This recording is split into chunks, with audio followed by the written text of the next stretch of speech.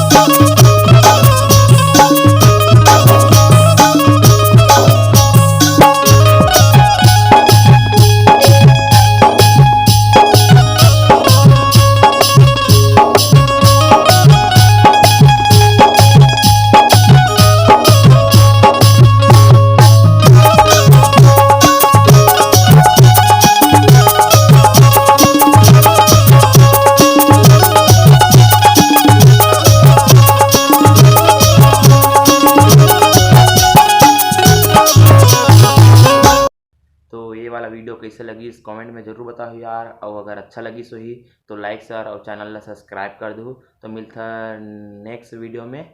और अभी next video बहुत अच्छा ही आने वाला है तो देखा रहो। तो चलो मिलता नेक्स्ट वीडियो में, तब तक के लिए जय जोहार, जय छत्तीसगढ़।